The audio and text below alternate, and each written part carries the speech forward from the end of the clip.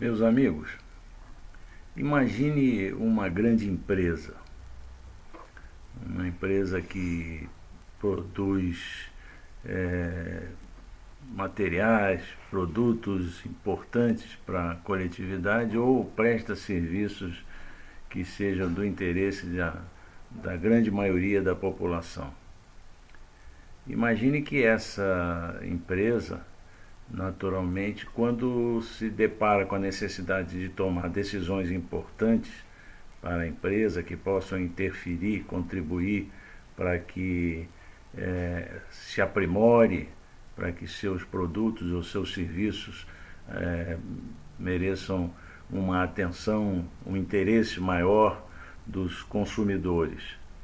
Ela naturalmente reunirá o seu conselho deliberativo, o seu conselho executivo, composto de todos os diretores dos diversos segmentos da empresa, para tomar a decisão que vai contribuir para que o interesse da empresa seja atendido nas melhores condições. É perfeitamente natural que nas reuniões que se sucederão haja algum tipo de discrepância de opiniões.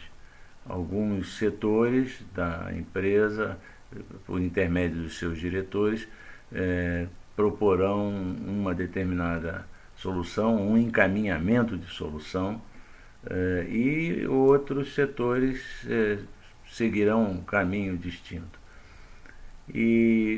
Mas desse debate, de o conjunto dos diretores, dos responsáveis maiores por essa empresa, surgirá uma solução.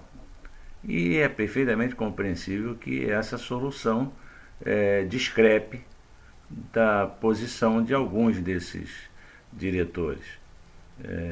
Entenderão esses diretores que talvez outro caminho fosse mais adequado, mas naturalmente que valerá a posição do coletivo, quer dizer, a maioria dos diretores decidiram por um determinado caminho e cabe que a empresa como um todo trabalhe na direção de ir nessa direção que foi decidida.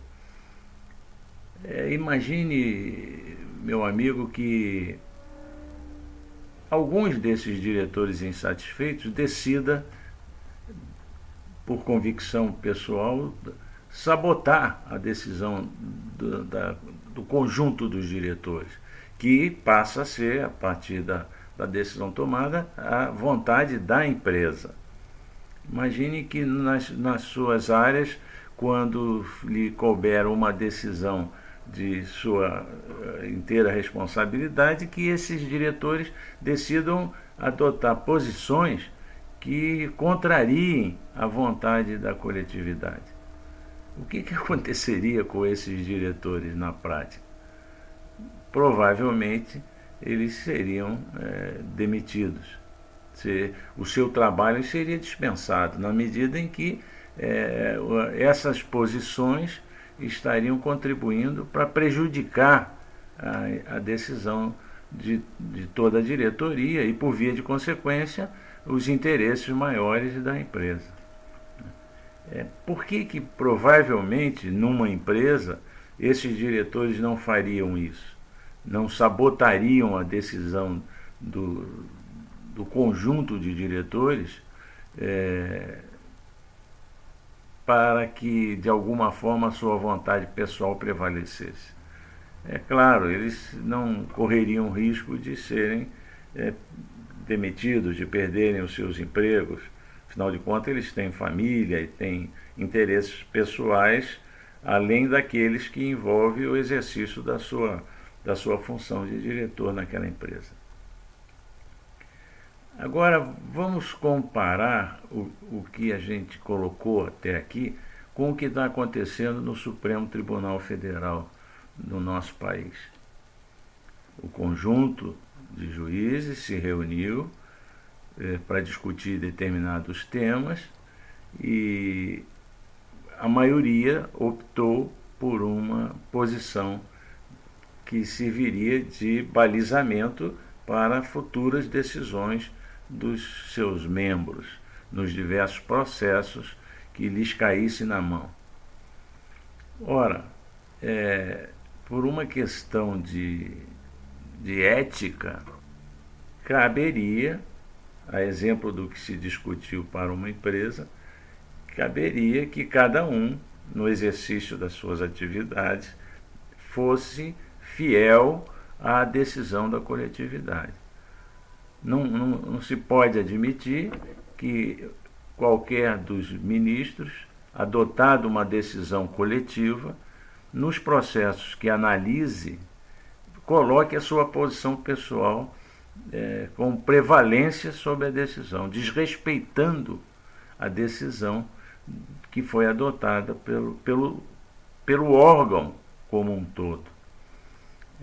É uma manifesta falta de humildade, é um manifesto desrespeito pelos demais ministros, companheiros naquela coletividade, e, por via de consequência, um absoluto desrespeito à entidade, à instituição Supremo Tribunal Federal.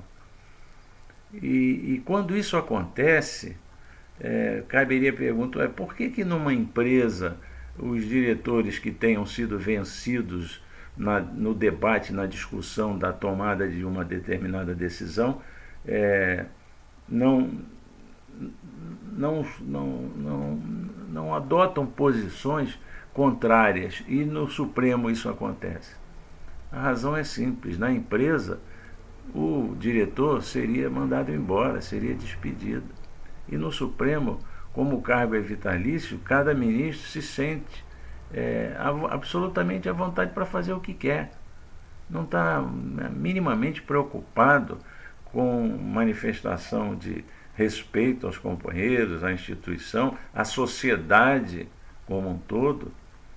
E aí começa a se discutir a diferença entre legalidade e legitimidade.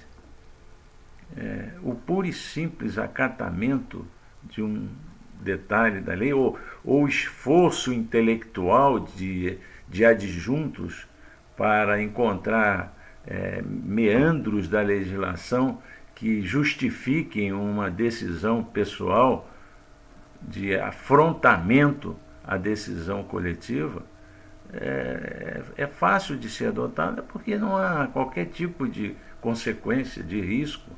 Quer dizer, uma decisão de foro íntimo, e humildade, respeito, isso é absolutamente irrelevante diante do pavoneamento do indivíduo de mostrar, não, eu penso assim, eu aceito, eu não aceito que seja discutido de outra forma.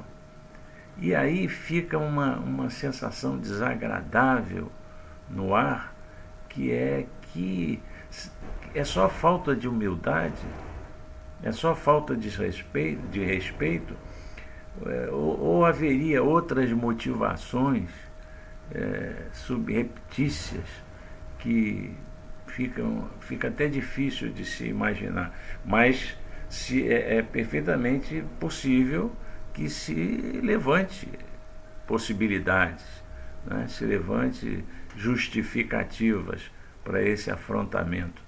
Quer dizer, claramente já ficou tácito que a sociedade não deseja que se adotem as soluções que têm sido adotadas por um grupo, por uma parcela dos ministros do Supremo.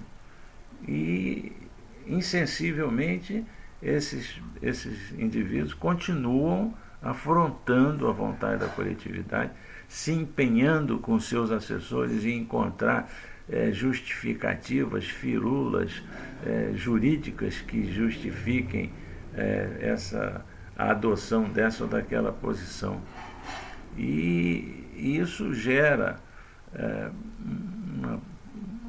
uma possibilidade de que se levante suspeitas, né? Há uma série de manifestações públicas de indivíduos que representam segmentos da sociedade que se permitem fazer ilações a respeito de justificativas menores, né, para que essas coisas ocorram. Quer dizer, é constrangedor para a instituição Supremo Tribunal Federal que essas coisas aconteçam. E é constrangedor para a sociedade como um todo que se assista essas manifestações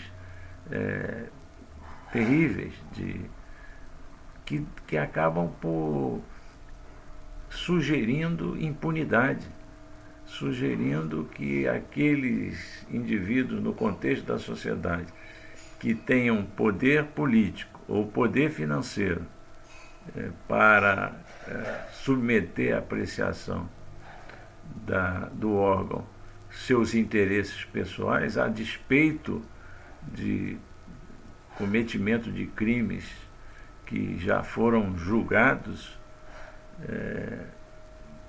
isso fica uma coisa muito desagradável e a sociedade começa a duvidar da instituição, né? É uma série e fica claro que determinados criminosos se empenham no sentido de usar os protocolos internos da instituição para que os seus processos sejam encaminhados nessa ou naquela direção, para esse ou para aquele setor, porque sabe-se antecipadamente que o determinado processo, um determinado pleito, se for dirigido para esse ou para aquele segmento da instituição, receberão esse ou aquele voto. Quer dizer, é inacreditável que isso aconteça. É lamentável. E como terminamos normalmente as nossas manifestações, pobre Brasil, e pobres de todos nós.